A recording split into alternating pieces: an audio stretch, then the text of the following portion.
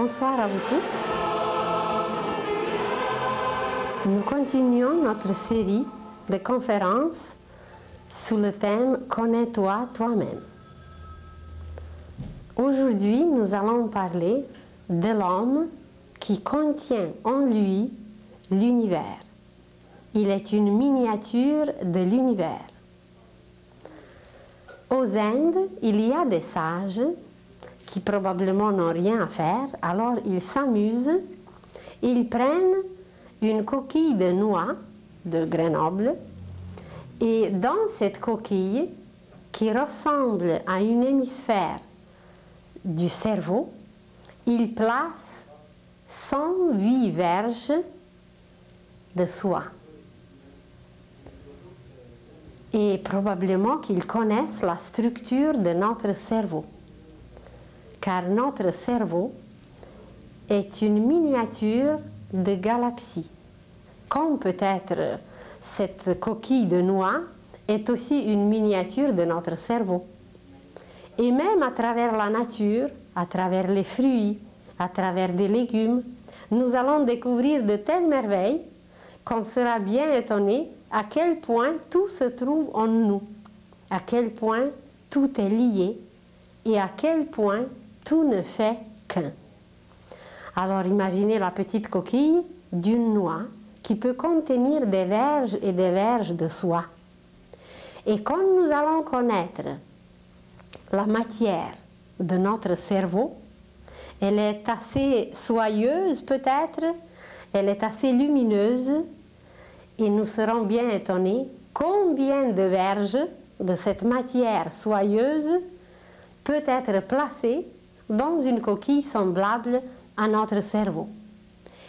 Et puisque ces sages savent s'amuser si bien, c'est que peut-être, on n'est pas certain, mais peut-être, ils connaissent la structure d'une galaxie. Alors imaginez qu'à travers ces correspondances, à travers une loi qui s'appelle la loi d'analogie, à travers une petite chose, nous allons connaître les plus grandes choses qui existent dans l'univers. Présentement, nous utilisons à peine 1/10 de notre cerveau. Alors, le reste, c'est à étudier.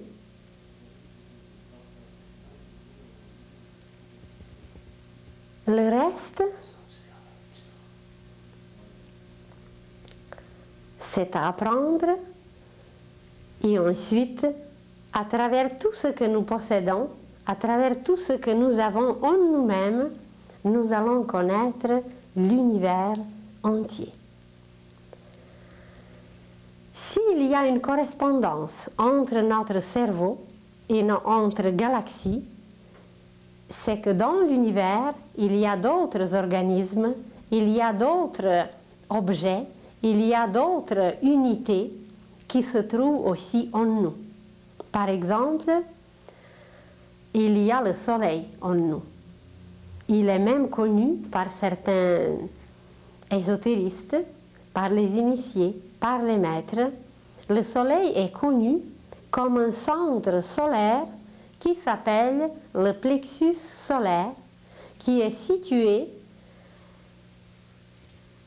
au creux, au-dessus de l'estomac. Et dans ce creux, il y a comme un petit moulin, il y a comme un tourbillon qui nous annonce beaucoup de choses, mais nous ne sommes pas capables peut-être toujours de les comprendre. On dit on a mal au cœur. En réalité, ce n'est pas au cœur physique qu'on a mal, c'est qu'il y avait un sentiment qu'on a capté et ce sentiment, il ne correspond pas au niveau, au degré, au taux vibratoire de nos sentiments. Ça veut dire que c'était quelque chose qui n'accordait pas, qui ne sonnait pas, qui n'allait pas avec nos propres sentiments. Et dans ce cas, on dit « Oh, j'ai mal au cœur ». Mais ce mal au cœur, il n'est pas du tout physique. Il se passe au niveau éthérique, à travers le plexus solaire qui est un tourbillon extraordinaire et à travers lequel nous pouvons capter tout ce qui se passe non seulement chez nos amis, chez nos enfants, chez les humains, chez les animaux, mais nous pouvons capter les influences de l'univers entier, car ce plexus solaire, c'est une porte d'entrée. Comme chaque bâtisse, elle a une porte d'entrée, alors une porte d'entrée principale, car on peut avoir plusieurs portes. Alors cette porte principale d'entrée et de sortie, évidemment, c'est notre plexus solaire qui ressemble à un soleil. Ce sont des tourbillons très puissants. Nous parlerons plus tard de cela. Et à travers ce plexus solaire, nous recevons toutes les influences et nous envoyons beaucoup de choses. Donc, quand nous ouvrons, quand nous fermons les portes, on n'a jamais pensé que le même mouvement, que la même action, que la même chose, nous faisons en nous-mêmes chaque fois, seulement sur un autre plan, avec des matières beaucoup plus subtiles. Nous fermons les portes avec nos mains. Mais peut-être, au niveau plus subtil, nous avons d'autres mains qui ressemblent à petites baguettes magiques ou qui ressemblent aux antennes. Et voilà, ces petites antennes peuvent fermer et ouvrir nos portes, mais on ne les connaît pas. Alors n'importe qui peut pénétrer en nous, n'importe quoi peut sortir, comme si vous avez une maison où le propriétaire, où il n'est pas présent, où il n'est pas conscient, où il est endormi, et à cause de cela, n'importe qui peut entrer dans la maison. Il se passe la même chose avec nous. Et vous avez sûrement vu l'image de Jésus où son cœur est visible et il est placé au milieu. Il n'est pas placé à gauche, là où notre cœur se trouve, mais ce sacré cœur se trouve au milieu. Et en plus, il est entouré d'une flamme. Et voilà, dans la science initiatique, ce cœur s'appelle le cœur initiatique.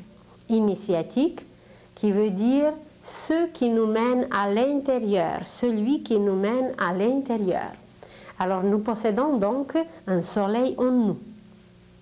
Nous possédons encore beaucoup d'autres merveilles qu'on va trouver l'analogie, qu'on va trouver la correspondance. Par exemple, toute cellule de notre corps physique, toute cellule qui peut être analysée, vue, même touchée, nos cellules ont la forme d'une poire qui ressemble un peu aussi à un cœur.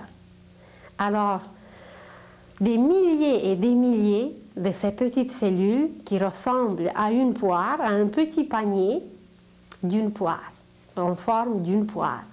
Et voyez, nous connaissons un fruit qui est le même, poire, et la correspondance, elle est là.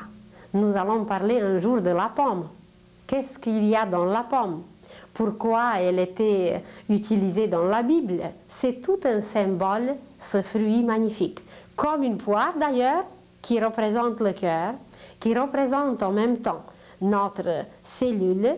Et si nous séparons une poire en deux, nous allons trouver deux oreilles. Les deux parties d'une poire, ce sont deux oreilles. Alors nos oreilles correspondent aussi à cela. Et à travers nos cellules, nous pouvons entendre. Notre corps transpire, notre corps travaille. À travers seulement les cellules de la peau, nous accomplissons tout un travail. Et voilà, comme cette cellule physique ressemble aux oreilles, si on les partage en deux, alors nous allons dire une expression qui est connue, on dit on est tout oreille. Et vous allez voir plus tard comment nous allons trouver des correspondances extraordinaires, que nos oreilles, on les trouve aussi à l'intérieur. On a par exemple les poumons qui sont deux oreilles, on a des reins qui sont deux oreilles, nos pieds ressemblent aussi à deux grandes oreilles. Alors quand nous disons on est tout oreille, ça veut dire qu'on prête toute notre attention et par toutes nos cellules, nous captons, nous écoutons, nous entendons. On trouvera beaucoup d'autres correspondances à travers les fruits, à travers les légumes, à travers les minéraux, à travers les pierres précieuses. On va parler un jour, par exemple, des pierres précieuses. Et nous allons, d'ailleurs, si nous lisons l'Apocalypse, la description qui est donnée du temple, qui est donnée de la Nouvelle Jérusalem, nous allons trouver des merveilles et on ne nous a peut-être jamais expliqué que cette Nouvelle Jérusalem, c'est nous-mêmes, c'est notre corps, c'est le temple de l'Esprit où l'Esprit doit habiter. Alors quand on nous a dit, ne savez-vous pas que vous êtes le temple de Dieu et que l'Esprit de Dieu vous habite, eh bien c'est justement ce temple, c'est notre corps. Et dans notre corps, comme on a dit tout à l'heure, il y a une porte d'entrée principale qui se trouve au niveau du plexus solaire, qui était connue. Même Jésus est présenté avec cette porte quand on le présente avec le cœur initiatique, le cœur qui mène à l'intérieur de nous-mêmes et qui nous lie avec l'intérieur de toutes choses qui existent. Alors, c'est une des portes, c'est une porte principale, mais nous avons beaucoup d'autres portes. On va découvrir qu'exactement comme c'est décrit dans l'Apocalypse, la Nouvelle Jérusalem, avec toutes ses portes et toutes ses merveilles, nous possédons aussi 12 portes. Sur la tête, nous avons 7 portes. On a 2 oreilles, on a 2 yeux, 2 narines et une bouche, ça fait 7 portes.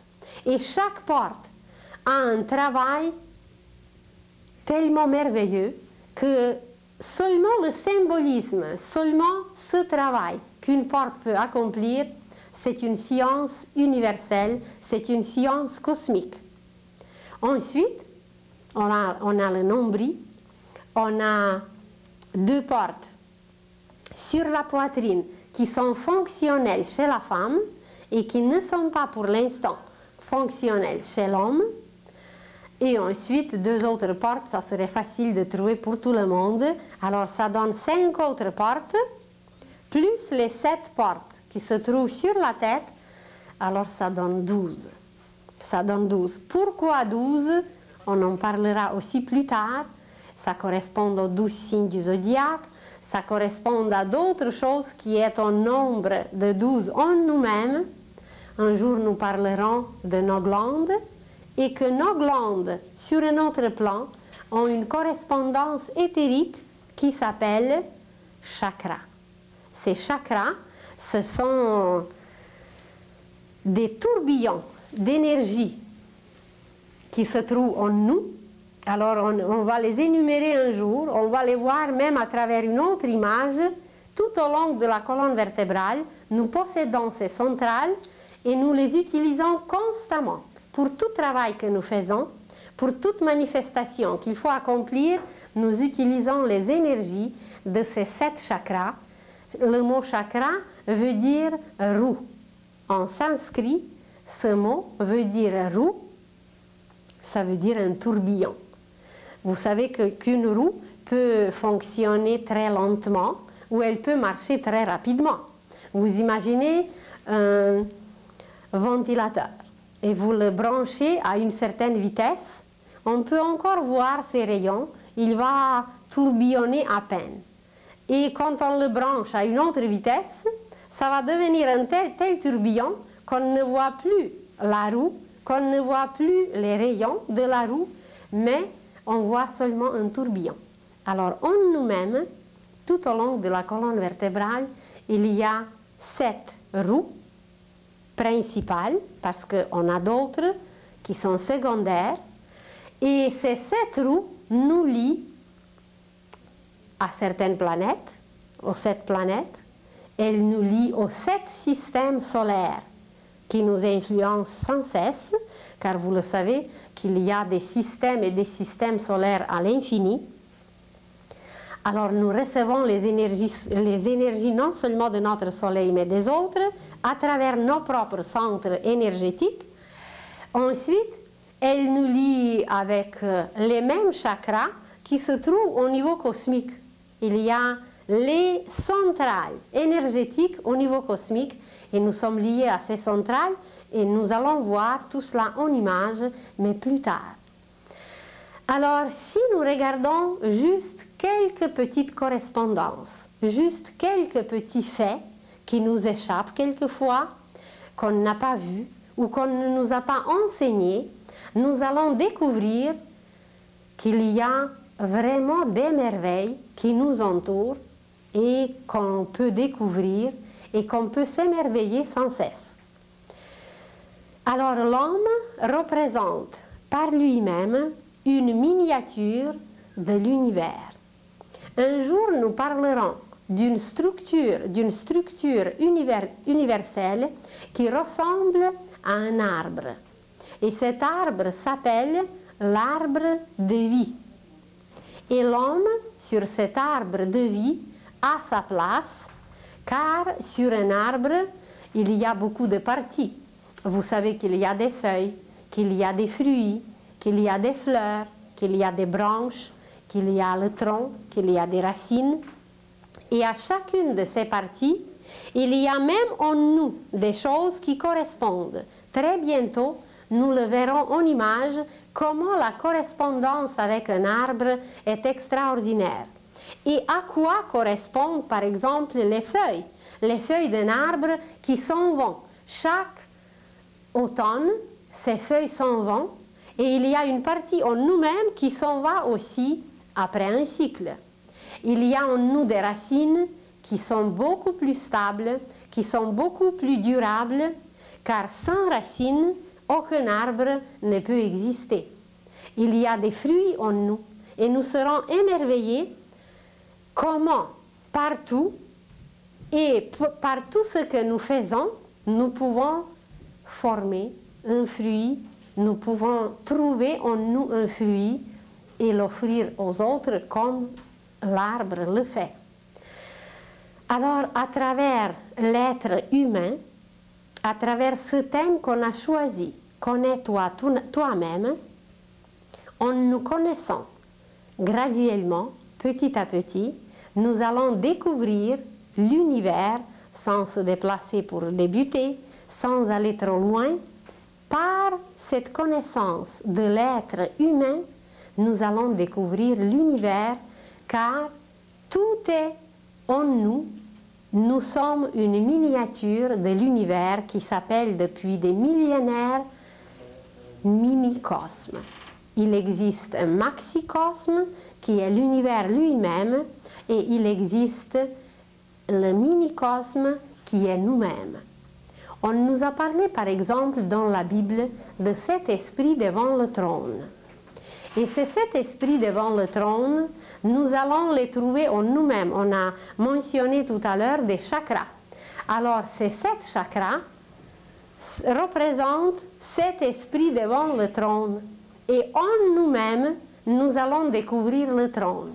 Donc même tout ce qui est décrit dans la Bible, même tout ce qu'on nous a enseigné, ou à travers les Écritures saintes, ou à travers la science, tout, absolument tout, nous allons découvrir en nous-mêmes.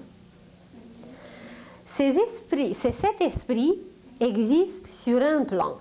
Mais ensuite, il y a un autre plan où nous allons découvrir, à travers nos chakras, à travers ces centres énergétiques, nous allons par exemple découvrir les personnages bibliques. Nous serons bien étonnés qu'il y a Marie et Joseph en nous, qu'il y a Judas, qu'il y a Marie-Madeleine, qu'il y a d'autres personnages, qu'il y a le Christ, et que tout est, absolument tout est en nous. Tout ce dont on parle peut être présenté premièrement sur le plan physique, sur le plan tangible, sur le plan où toute analyse humaine, où toute la science humaine peut arriver à discerner, à analyser et à voir. Mais à part de ce côté physique, à part de ce côté qui est tangible et visible, l'homme est constitué d'autres matières qui sont vraiment des matières, mais ces matières ne sont pas perceptibles. Par exemple, imaginez une mère qui travaille quelque part dans une usine et tout d'un coup, elle ressent quelque chose, comme on a dit tout à l'heure, au cœur. Et cette expression au cœur, c'est justement à travers son plexus solaire, elle a reçu un message. Il y a quelque chose qui est entré en elle et elle est certaine que son enfant est en danger, ou que son enfant pleure, ou que son enfant a faim. Et il n'y aura personne au monde qui peut la convaincre que ce n'est pas vrai. Elle sera sûre et certaine, comme on dit, de son affaire. Ça veut dire elle est certaine que le message est capté et que c'est ainsi. Mais qu'est-ce que c'est qui l'a pénétré? Il n'y a aucun appareil, il n'y a aucune possibilité de mesurer, de capter, d'enregistrer ce qu'elle a capté. Et si elle arrive à la maison, immédiatement ou par la suite, si elle apprend qu'est-ce qu'il s'est passé, elle va vérifier que son message était véridique. Alors, elle a reçu une onde, elle a reçu un courant, elle a reçu une énergie, mais comment la nommer, comment la détecter, comment la déchiffrer ou mesurer? On dit, bien, c'est le niveau sentimental, c'est le niveau émotif. Elle a capté le désir, le besoin de son enfant. Alors, au niveau des sentiments, comme au niveau physique, l'homme travaille aussi avec certaines matières. Vous imaginez un jeune amoureux.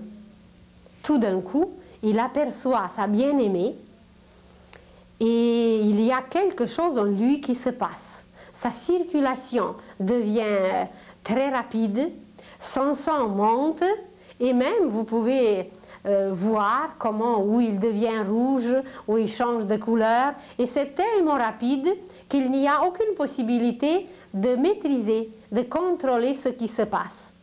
Alors au niveau physique, rien ne s'est passé, il reste sur place peut-être, sans bouger même, juste le fait qu'il a aperçu, qu'il a vu, disons sa bien-aimée, ou quelqu'un d'autre qu'il aime beaucoup.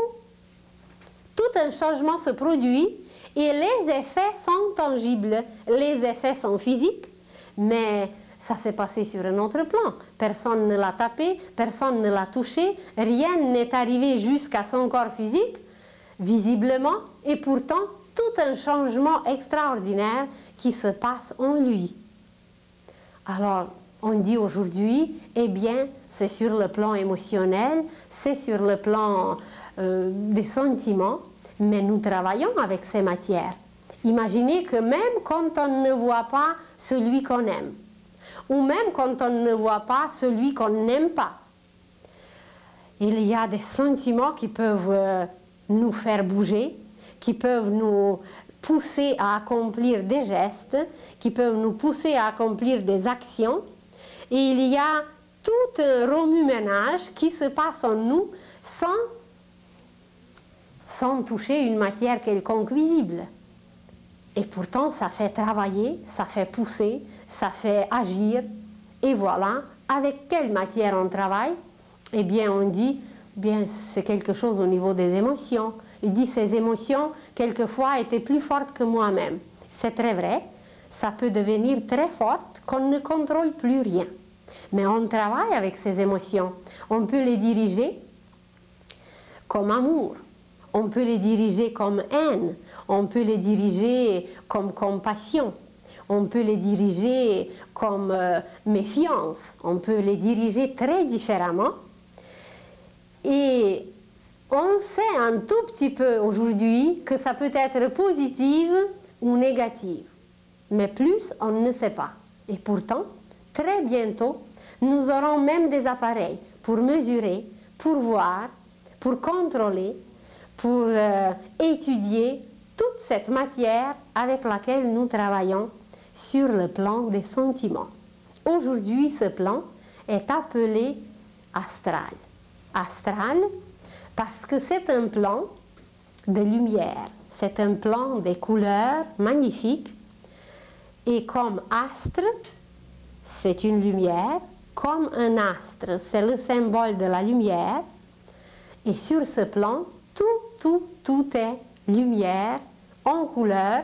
Évidemment, c'est une lumière dont les vibrations sont assez au ralenti. Et à travers ces vibrations, à travers ces ondes que nous recevons, nous faisons tout un travail du premier souffle jusqu'au dernier soupir.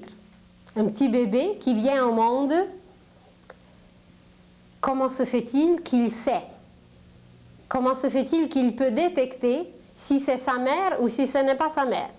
Si c'est sa mère, il va être bien, il ne va pas pleurer, mais dès que c'est un étranger et qu'il ne vibre pas autant avec cet étranger, alors il se mettra à pleurer. Alors déjà, un petit bébé qui est à peine quelques heures ici, il peut déjà travailler, et il travaille d'ailleurs déjà avec toutes ces matières qui nous sont aujourd'hui inconnues. Vous êtes chez vous, vous êtes bien, et tout d'un coup, une pensée vous vient, ce n'est pas un sentiment, c'est une pensée. Vous pensez à votre ami d'enfance, et vous avez l'impression que quelque chose se passe, et tout d'un coup, dans votre pensée, vous avez même des images, qui peuvent être des images belles, heureuses, ou des images d'une autre catégorie, d'un autre genre, et vous êtes sûr et certain qu'il y a quelque chose qui se passe avec cet ami. Si les pensées sont belles, c'est qu'il se prépare peut-être pour le mariage. Si ces pensées ne sont pas belles, il se peut qu'il est arrivé quelque chose de grave. Et par la suite, ou tout de suite, vous apprenez justement la nouvelle au sujet de votre ami. C'est que vous avez capté une matière, une image qu'on appelle aujourd'hui mentale. Et cette image est extrêmement vivante. Cette énergie, elle est très rapide. Et même si votre ami se trouve de l'autre côté de la Terre, vous pouvez capter sa pensée. Aujourd'hui, il y a énormément d'expériences qui se font dans ce sens. Par exemple, si vous avez lu le livre de 2 femmes américaines, Les recherches fantastiques en Russie, il y a beaucoup d'études qui se font au niveau mental au sujet de la pensée, sur la puissance de la pensée. Alors tout ce travail prouve déjà scientifiquement que nous travaillons sans cesse avec des matières et des matières au niveau de la pensée, au niveau mental. Et même bientôt on va découvrir qu'il y a le mental concret qui peut être présenté par une image, par une pensée concrète, par une pensée imagée, mais qu'il y a une autre partie de notre mental qui est plus abstraite, qui ne peut pas être présentée par une image. Seulement par la suite, nous sommes capables d'extraire des images de ce symbole, de faire des images, mais en elle-même, cette pensée est comme un symbole, comme une sémence. Dans une sémence, il se trouve déjà toutes les images de l'arbre futur.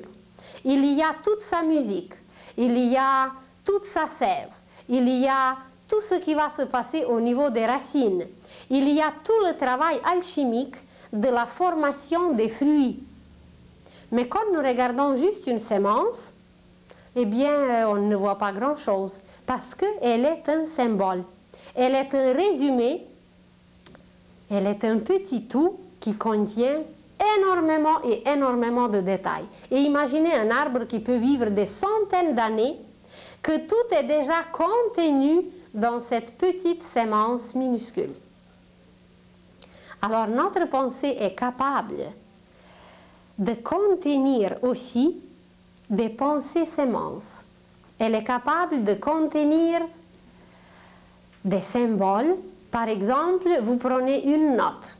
Quelqu'un qui ne connaît pas des notes, ce petit ovale noir ne lui dira pas grand-chose. Mais s'il s'agit d'un musicien, cette note, ça va être toute une vie pour lui. À la base de cette note, il peut composer toute une œuvre. En s'inspirant de cette note, il peut créer des merveilles. Par exemple, Beethoven avait une servante. Et sa servante chantait beaucoup. Et vous savez sûrement qu'à la fin de sa vie, Beethoven est devenu sourd. Et à cause peut-être de ce fait, elle était obligée de parler très fort. Et elle était toujours très gaie, elle était toujours très bien. Et elle inspirait beaucoup Beethoven. Alors, il est arrivé quelque chose un matin, et elle s'est mise à rire, et elle a ri d'une telle façon, que ça l'a inspirée pour toute une œuvre. Par exemple, elle riait « ha ha ha ha ». Alors, ça lui a donné toute une idée pour réaliser quelque chose. Et imaginez maintenant que ce rire peut être transmis par des notes. Et chaque note va contenir toute une vie. Vous prenez un chinois et un français, un anglais et un russe, et vous les placez ensemble, ils ne pourront pas se comprendre. Mais vous mettez un disque, une œuvre musicale, et on va retrouver, si on avait aujourd'hui un appareil pour photographier ce qui va se passer dans leur pensée, alors on va trouver les mêmes images produites, provoquées, formées dans leur pensée. Alors par le langage, par l'expression au niveau physique, il serait impossible de se comprendre, mais au niveau de la pensée, grâce à ces notes symboles, grâce à cette pensée abstraite qui est contenue dans ces petits symboles, voilà, ces êtres différents dans la vie ordinaire, dans la vie courante, qui ne peuvent même pas se parler, eh bien, ils vont se comprendre, ils vont se regarder et sourire l'un à l'autre, parce que cette œuvre musicale provoque en eux les images qui se ressemblent beaucoup, qui sont presque identiques. Alors, au niveau de la pensée, nous sommes capables de faire une analyse, de comprendre les images concrètes, mais aussi nous sommes capables de comprendre des images abstraites, des images qui contiennent tout un monde, des images sémences, des pensées sémences.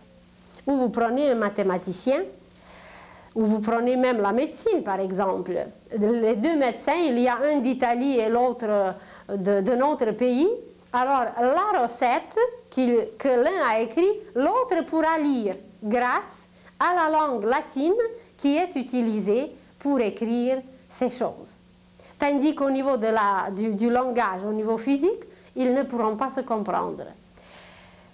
Et les mathématiques, par exemple, aussi, c'est tout un langage symbolique qu'un mathématicien d'un côté de la Terre et l'autre de l'autre côté de la Terre, ils peuvent comprendre les mêmes formules, les mêmes choses, sans se comprendre au niveau physique, par la langue utilisée. C'est grâce au symbolisme, c'est grâce à ce côté abstrait de la pensée qui est exprimé par les symboles tels que les chiffres, tels que les notes, tels que d'autres symboles comme une langue qui peut être utilisée un peu partout, ou même d'autres qu'on ne connaît pas encore aujourd'hui. Alors, au niveau de la pensée, l'homme accomplit un travail sans cesse, mais ce travail n'est pas connu. Et même si nous regardons par exemple deux pensées, nous allons prendre une pensée, eh bien, j'ai besoin d'acheter le fromage Kraft. vous savez très bien que ce n'est pas une pensée qui va survivre des siècles et siècles et des siècles et qui va apporter à l'humanité une découverte. C'est une pensée image très ordinaire, très quotidienne, qui est là, que nous utilisons, mais qui n'a pas une valeur d'une pensée. Par exemple, ce qu'on a choisi, nous, connais-toi toi-même, aimez-vous les uns les autres, etc.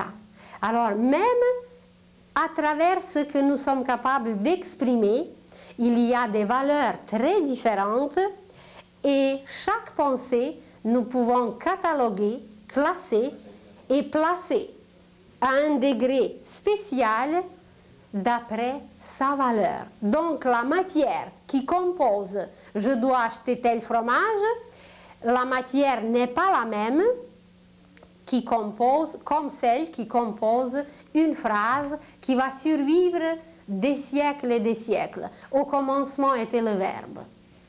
Qu'est-ce que ça nous dit aujourd'hui encore? Même si cette phrase existe déjà des millénaires, nous ne la comprenons pas encore. Et imaginez qu'elle va encore exister des millénaires et un jour peut-être, nous la découvrirons, nous découvrirons où elle est en nous et qu'est-ce qu'elle représente. Au commencement était le verbe. Donc, elle est composée d'une matière tellement durable, tellement impérissable, qu'elle peut durer des siècles. Tandis qu'il y a des milliers et des milliers d'autres pensées composées aussi d'une matière mentale, mais ces pensées étaient très peu durables. Ces pensées ont péri, ont vieilli et n'existent plus. Donc au niveau de la pensée, comme au niveau physique, il y a des métaux ordinaires, il y a des métaux précieux, il y a des pierres ordinaires, il y a des pierres précieuses, il y a des hommes ordinaires, il y a des hommes plus précieux, il y a des génies, il y a des saints, il y a des initiés, il y a des maîtres, il y a des anges. Alors, il y a des catégories et des catégories en tout. Et aujourd'hui, à peine pour la première fois peut-être, nous parlons que même dans notre pensée, nous utilisons des matières très différentes, qui peut être comparées avec le travail de tisser.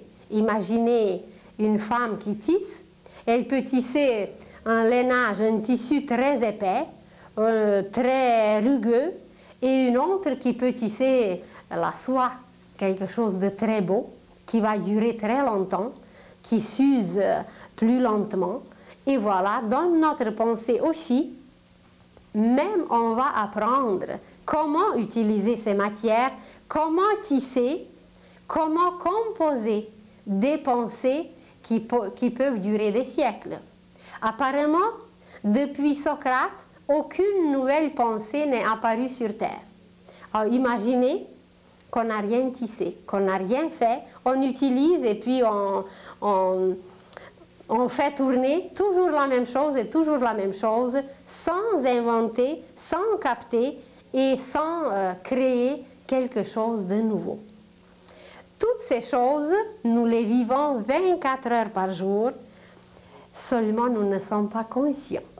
Maintenant, imaginez qu'à part du système osseux, qui est très solide, qui est très tangible, que chaque os peut être classé, nommé, analysé, on a un autre système qui est beaucoup plus subtil et beaucoup plus rapide, c'est le système sanguin. C'est un système qui circule, qui va partout, qui emporte les impuretés, qui amène la vitalité. C'est un système qui est beaucoup plus rapide et beaucoup plus vivant.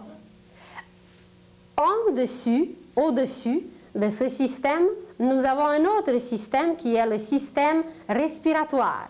C'est un autre système qui est encore plus subtil car il travaille une autre matière. Il travaille une matière qui est encore plus subtile que le liquide. Alors, on a solide, liquide, et ensuite le gazeux.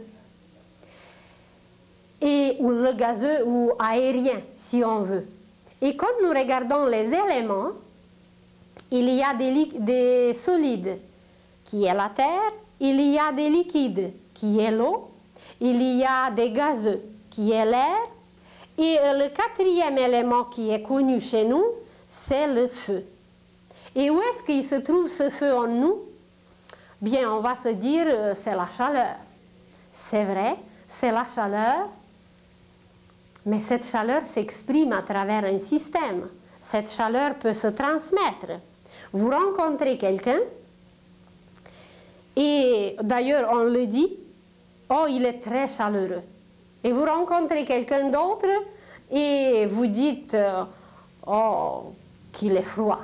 On dit même qu'il a le cœur froid, qui est un non-sens dans le sens physique, parce qu'on ne peut pas avoir le cœur froid. C'est seulement celui qui meurt qui a le cœur froid. Alors, où se trouve cette chaleur qu'on cherche et qu'on dit qu'il est chaleureux et que son cœur n'est pas froid? Donc, c'est sur un autre plan. Et ce feu, cet élément feu, s'exprime en nous à travers le système nerveux. Alors, il y a le système osseux pour la terre, il y a le système sanguin pour l'eau, il y a le système respiratoire pour l'air, et il y a le système nerveux pour le feu. On dit d'ailleurs de quelqu'un qu'il est tout feu. Tout feu, eh bien, c'est que ce réseau extraordinaire qui travaille avec la chaleur intérieure, ce réseau est en ordre, ce réseau est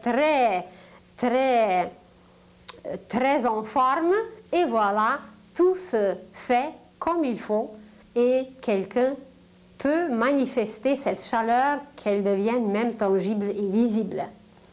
Mais en dehors de ces systèmes que la médecine, que la science, que l'anatomie connaît aujourd'hui, en dehors de ces systèmes, nous avons beaucoup d'autres systèmes qui ne sont pas encore connus.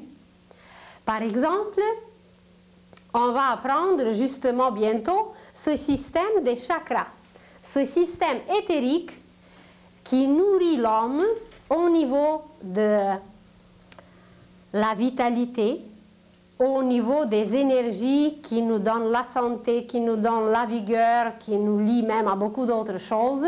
Alors sur ce plan, l'homme travaille avec un autre réseau, avec un autre système qui est le système des chakras, le système éthérique. Mais au-dessus de ce système éthérique, nous avons encore d'autres systèmes. Vous avez sûrement entendu parler de l'aura. D'ailleurs, la science d'aujourd'hui l'a prouvé déjà. Il y a un couple russe qui a inventé un appareil pour photographier cette vitalité qui se trouve autour, par exemple, des feuilles, des plantes, des animaux et même des humains, autour d'un doigt. Alors, elle peut photographier déjà le côté éthérique, le côté subtil, le côté aurique. L'image que vous voyez, le corps physique, ce sont les contours noirs, et tout autour de ces contours se trouvent d'autres petites lignes qui sont en violet, ceux qui possèdent la couleur. Ces petites lignes violettes représentent notre fluide éthérique qui entoure le corps et qui a une certaine épaisseur, et ce fluide éthérique forme tout un corps car il nous pénètre, il nous transperce, et voilà, nous sommes entourés d'un double qui est notre force vitale, qui est ce côté, ce système éthérique. Ensuite, vous voyez un œuf qui nous entoure. Cet œuf vert, il représente notre corps émotionnel, notre corps astral ou sentimental, et c'est tout un réseau qui nourrit, qui envoie, qui capte les énergies au niveau des émotions, au niveau des sentiments, et il est en forme d'un œuf pendant toute notre vie, car il n'est pas encore autant formé que le corps éthérique, que notre double éthérique. Ensuite, vous voyez les contours rouges qui se trouve au-dessus de nous, ces contours rouges, c'est justement la matière de la pensée concrète. La matière de la pensée concrète qui peut prendre une forme et qui s'exprime toujours par une image. Mais l'homme, aujourd'hui, n'est pas encore tout à fait familier avec cette matière. Il ne sait pas toujours comment s'y prendre, comment la diriger, même s'il l'utilise, il l'utilise inconsciemment. Comme nous allons parler de la pensée, comment travailler avec la pensée, alors nous reparlerons de toute cette matière, comment former, comment utiliser nos pensées, comment aider les autres, comment faire des merveilles par notre pensée. Ensuite, vous voyez des points dorés. Ces points dorés, ce sont justement les petites sémences abstraites dont on a parlé tout à l'heure. Nous pouvons capter, comme une télévision peut capter une image, comme la radio peut capter un programme de chant, un concert. Exactement, ces petits points dorés captent et contiennent d'abord, et nous-mêmes, nous sommes capables de les analyser, de les transmettre, de les capter comme des pensées sémences, des pensées symboles, comme on a dit tout à l'heure, au sujet des notes, des chiffres et d'autres symboles qui existent à travers l'univers, par exemple l'arbre. L'homme, c'est aussi un arbre, mais renversé. Et nous en parlerons une autre fois. Nos cheveux, ce sont les racines, nos racines, mais tournées vers le ciel. Et un arbre, ses racines sont tournées vers la terre. Et en dehors de cette matière mentale abstraite, de ce système, si on veut, il y a encore un autre système. Nous en parlerons plus tard. Vous les voyez comme des rayons jaune-or. Et ces rayons jaune-or nous permettent d'utiliser, de capter une autre matière qui est au-dessus de la matière mentale, qui est encore plus subtile que la matière mentale, et elle s'appelle la matière bouddhique. La matière bouddhique qui était utilisée par exemple par les saints. Les saints dans leur amour immense. Les saints dans leur travail qu'ils ont accompli envers les humains, il utilisait un amour infini. Il utilisait une matière que les hommes ordinaires n'utilisent pas encore. Vous prenez par exemple une sainte de notre époque qui est Mère Teresa. Mère Teresa, vous pouvez vous demander, mon Dieu, d'où est-ce que cette petite femme, qui est toute menue, qui a quand même un âge très respectueux, d'où est-ce qu'elle prend ses énergies pour accomplir toutes ses œuvres? Alors, ces énergies, ces images, sa nourriture provient justement de ce plan bouddhique qui veut dire raison pure et amour pur. Sur ce plan, ce qui est partagé, séparé, plus bas, au niveau des sentiments et au niveau de la pensée, où ça peut être positif, négatif, noir et blanc et d'autres couleurs, sur ce plan, c'est l'amour pur et les raisons pures qui sont unies, qui sont ensemble. C'est le mariage de la sagesse et de l'amour. Et quand on se nourrit de ce plan, quand on utilise cette matière, c'est qu'on devient infatigable, c'est qu'on devient créateur, c'est qu'on peut accomplir des œuvres planétaires, et tous les êtres, tous les saints qui l'ont fait, c'est qu'ils se sont nourris sur ce plan. Alors, imaginez-vous quelle sorte de système, quelle sorte de pensée, quelle sorte de sentiment subtils ils possédaient pour accomplir leurs œuvres. Et tous les humains, heureusement, très bientôt, vont apprendre à utiliser ces matières. Tous les humains vont devenir les créateurs, infatigables créateurs, et non seulement cela, mais on va acquérir l'immortalité. ces énergies divines vont nous nourrir sans cesse, dès que nous serons branchés évidemment, et nous allons atteindre l'immortalité. Et quand on a parlé de l'ère du Verseau, justement, l'humanité travaillera pendant cette ère, pendant cette période, pour acquérir, pour atteindre l'immortalité, car on saura comment se brancher, comment utiliser ces énergies précieuses qui nous entourent, qui sont là, qui sont accessibles pour tout le monde, mais on ne sait pas comment s'y prendre, comment les utiliser. C'est comme si vous imaginez quelqu'un qui habite dans une cave et il reste tout le temps dans sa cave et il n'a jamais vu le soleil. Alors qu'est-ce qu'il lui reste? Bien, c'est juste de sortir de sa cave et il verra le soleil. L'humanité, en face de ces énergies, est semblable à celui qui habite dans la cave.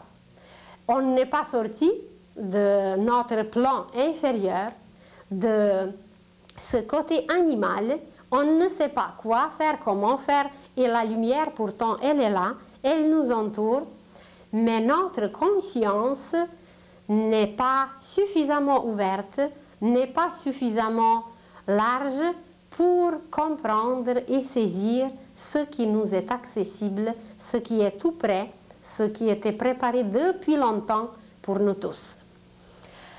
Alors, l'homme donc travaille sur plusieurs plans sans cesse, mais il n'est pas conscient. Et en dehors de tout ce qu'on a énuméré, l'homme lui-même possède et produit un résumé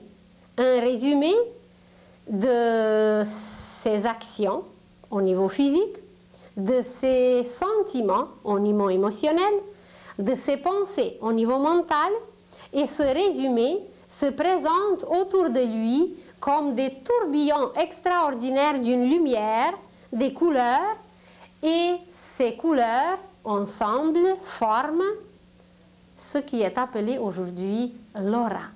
Alors chaque homme est entouré par l'aura qui a des couleurs différentes et l'intensité de ces couleurs peut changer selon la qualité de nos pensées, la qualité de nos sentiments et la qualité de nos actions.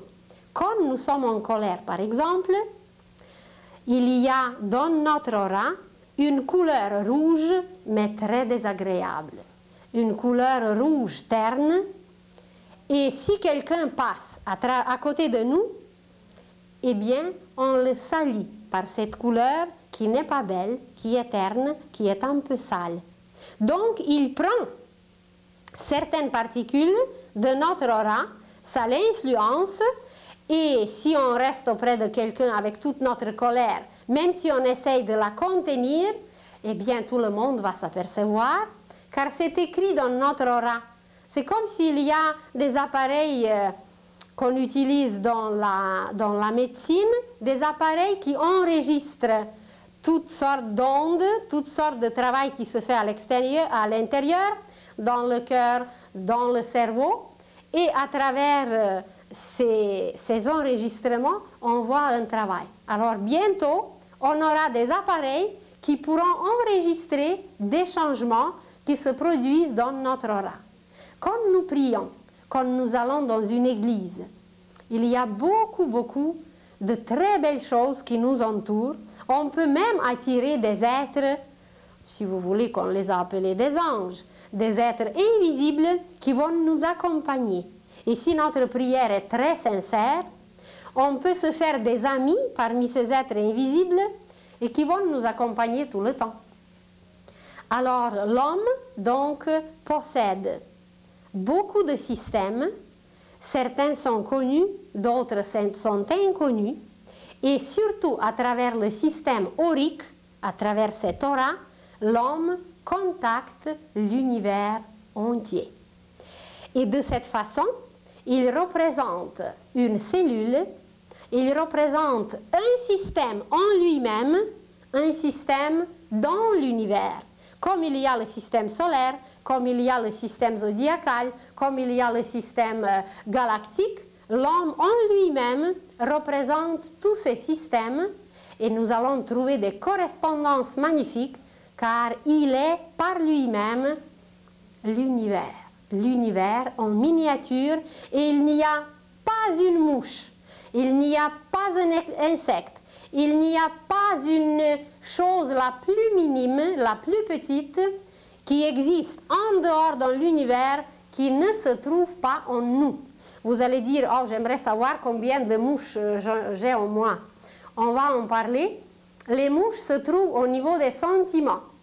Nos sentiments qui ne sont pas beaux, nos sentiments qui produisent, qui se nourrissent des saletés, eh bien ce sont des mouches en nous. Alors nous allons trouver des correspondances magnifiques qui nous prouveront que l'homme est un univers. Alors je vous remercie beaucoup pour votre patience et la semaine prochaine nous allons encore continuer par d'autres choses. Ça va être les différents niveaux de la conscience humaine. Nous allons parler de l'inconscient, du subconscient, de la conscience, de la superconscience et comment ces niveaux différents sont placés en nous, à quoi ils correspondent, où nous les trouvons dans la nature et comment nous pouvons les utiliser pour nous comprendre et pour nous connaître mieux. Ensuite, nous parlerons de beaucoup d'autres choses, mais on va commencer d'abord par la conscience, car c'est par elle que nous nous connaissons et que nous sommes capables de tout connaître. Alors c'est un outil extraordinaire que nous utilisons plus ou moins bien, plus ou moins avec une notion exacte ou inexacte. Et pour l'utiliser mieux, nous en parlerons la prochaine fois.